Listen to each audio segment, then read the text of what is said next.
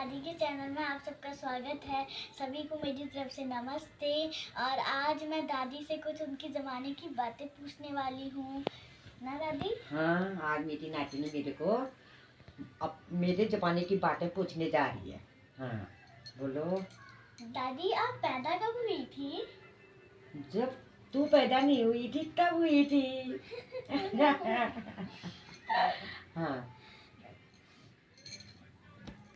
और दादी हाँ। जब आपकी शादी हुई थी तब आपकी उम्र क्या थी? मेरी उम्र हाँ।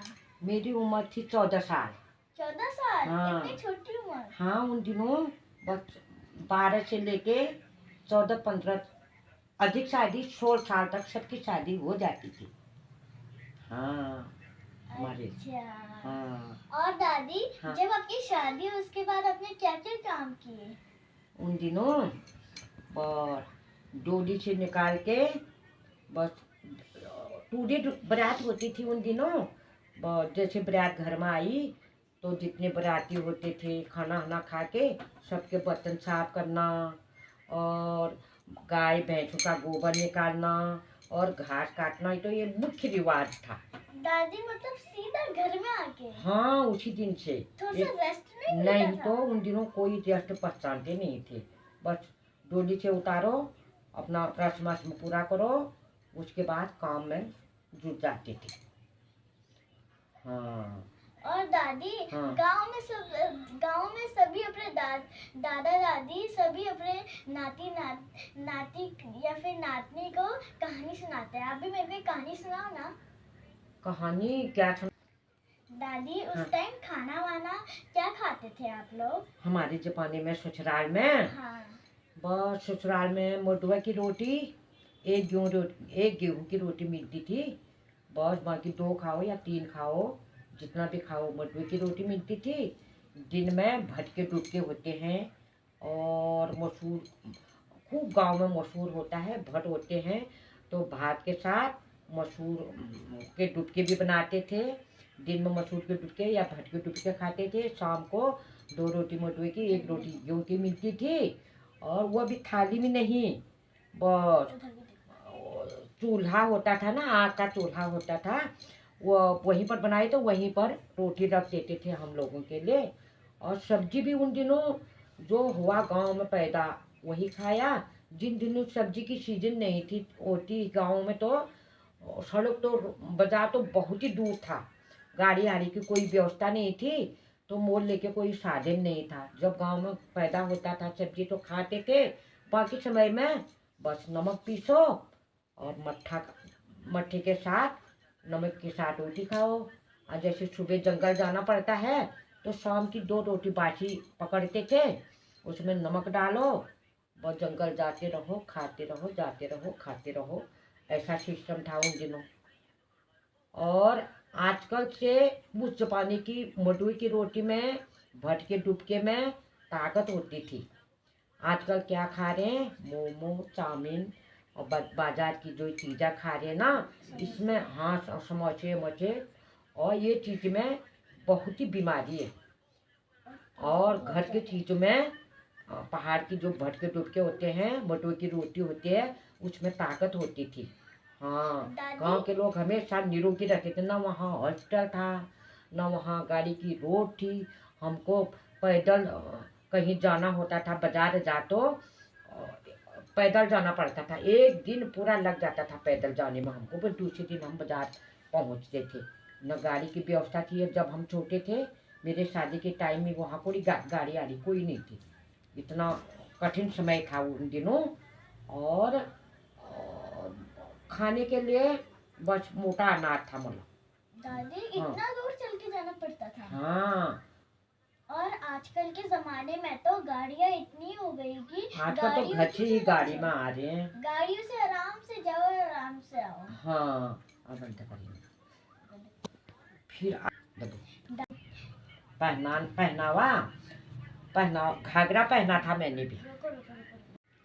दादी हाँ। गांव में तो सभी दादा दादी अपने नाती या फिर नातनी को कहानी सुनाते हैं। आप भी सुनाओ ना एक कहानी। मैं भी इस कहानी सुनाऊं। हाँ। मैं आपको एक आज कहानी सुनाने जा रही हूँ। ये कहानी मैंने भागवत में सुना। गांव में भागवत होते हैं मंदिरों में ना, तो भागवत में सुना मैंने। अब मेरे को ये कहानी अभी भी याद है। तो ये जो आदमी हो चाहे कोई भी जीव हो, ये मृत्यु जो है ये चित्रगुप्त की लेख है। जिसकी मृत्यु जहाँ लिखी गई होती है वही होती है। और तो एक था गरुड़। अब चित्रगुप्त ने अपने उसमें देखा होगा कि आप उसने अपने गणों को कहा कि ये गरुड़ की मौत नजदीक आ गई है, जाओ देखो, देख के आओ उसकी हालत कैसे हो रहे हैं। हाँ, तो वो उसके गण गए गरुड़ को देखने।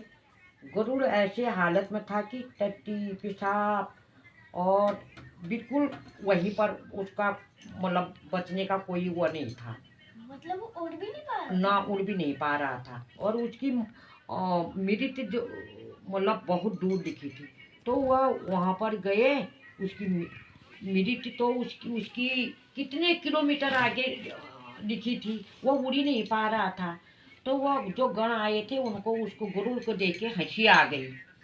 हंसी आ गई, गरुड़ को आ गया गुस्सा, मेरी ये दशा हो रही है और ये गण आए हैं, चित्रगुप्त के गण आए हैं और मेरे को देख के हंस रहे हैं करके उन्होंने गरुड़ ने गुस्सा आया। तो उन्होंने विष्णु भगवान का वाहन है गरुड़, विष्णु भगवान को बोला कि फलाने फलाने गण आए थे, मेरी दशा को देख के हंस रहे थे। तब विष्णु भगवान ने चित्रगुप्त से पूछा कि आपके गण वहाँ गए थे और उसकी हालत को देख के हंसने लग गए, क्यों हंसे? तब चित्रगुप्त ने बताया विष्णु भगवान को कि उसकी मौत तो वहाँ से 60-65 किलोमीटर आगे लिखा है, तो वह अपने जगह से उसमें टट्टी पेशाब और वो उड़ ही नहीं पा रहा। तो ये चित्रगुप्त के लिए गलत है करके उनको ऐसी आई। विष्णु भगवान को कहा। तब विष्णु भगवान अपने गण के पास उसके पास गए, वाहन के पास गए। उन्होंने कहा कि तुम गुस्सा मत हो, तुम्हारी मौत जो है यहाँ से 60-65 किलोमीटर आगे लिखी है।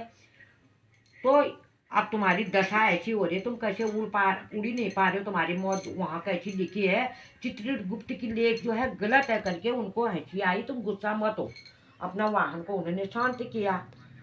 तो गरुड़ को क्या हुआ, उसने अपने दोस्त को कहा। दोस्त आया, दोस्त को बोला कि मेरी मौत यहाँ से 30-60-65 किलोमीटर आगे लिखी है, तो मेरी मौत टल जाएगी। मेरे को 60-65 किलोमीटर के बजाय 100 किलोमीटर पीठ में बैठा के पहुँचा दो। तो उसके दोस्त ने उसको अपने कंधे में बैठा के उड़ा और उड़ते उड़ते उड़ते वह पहुँच बहुत 100 किलोमीटर के बजाय उन्होंने सोचा कि अब तो हम 200 किलोमीटर से आगे आ गए हैं, अब इस पेड़ में मेरे को बैठा दो करके उस पेड़ में रख दिया। और वह पेड़ में वह उतना ही किलोमीटर गया जितना किलोमीटर उसकी मौत लिखी थी। हाँ, उसी पेड़ में मौत लिखी थी। उसको दिमाग भी घूमा कि मैं इससे आ गया, अब मेरी मौत टल जाएगी करके वह उसी पेड़ में अब बैठा दो मेरे को, इस पेड़ में मैं कितना आगे आ गया हूँ, इसी पेड़ में बैठा दो कहा। उस गरुड़ ने बैठा दिया, दूसरे दिन उसकी मौत हो गई। हाँ, ये जो है, जो होनी अनहोनी जो होती है, देने को भी न देने वाले, न देने को भी देने वाले, सब ये भगवान ने बना रखा है। और जैसे रामचंद्र जी केकई जो है रामचंद्र जी को बहुत प्यार करती थी ना, जितना कौशल्या नहीं करती थी उससे ज्यादा केकई प्यार करती थी रामचंद्र जी को। लेकिन जब मंथरा के भड़काव में भड़काने लगी तो केकई को गुस्सा आया। तब ऊपर से सरस्वती देखी थी। सरस्वती ने सोचा ये अब ऐसे मानने वाली नहीं है, लीला संसार को दिखाना है। अब कैसे दिखाते हैं, केकई तो मान ही नहीं रही है मंथरा की बात को। तब ऊपर से सरस्वती उसकी जीभ में बैठ गई। जीभ में उसका मन ऐसा हो गया कि जो मंथरा कह रही है सही कह रही है। ऊपर से सरस्वती देखी थी ना, तब वो जीभ में बैठ गई तो उसका मन बन गया कि राम को भेजो वनवास। तब भेजा गया कि सरस्वती के कहने से। तो ऐसे होता है, जिसका बेटा अपने माता पिता के अच्छे कर्म होते हैं, न देने वाला बेटा भी भगवान उसके जीव में बैठेगा, बेटे के बहू के जीव में बैठेगा तो वो भी सेवा करेंगे। जिसके कर्म गलत हैं वो उसका बेटा बहुत अच्छा है, बहुत अच्छा है, बहू भी बहुत अच्छी है, लेकिन उसके कर्म के हिसाब से ऊपर वाला उसके जीव में बैठेंगे तो देने अच्छा बेटा भी बुरा हो जाता है। ये है भगवान की दी। इसलिए कर्म करो, कर्म के हिसाब से सब मिलता है। अच्छा कर्म करना चाहिए, अच्छा फल मिलेंगे। हाँ, कर्म के हिसाब से भगवान ने सब बना रखा है, सब कर्म के हिसाब से होता है। अपना अच्छा कर्म, हमेशा अच्छा कर्म करो, दूसरे के लिए बुराई कभी नहीं सोचनी चाहिए। अपने कर्म अपने पास आते हैं। वाह दादी, आपकी कहानी तो बहुत अच्छी थी। हाँ, ऐसा है, हमेशा कभी किसी की बुराई नहीं करनी चाहिए, बुरा नहीं सोचना चाहिए, अपने कर्म के हिसाब से। और ऊपर वाला है देने वाला। हाँ, ये है।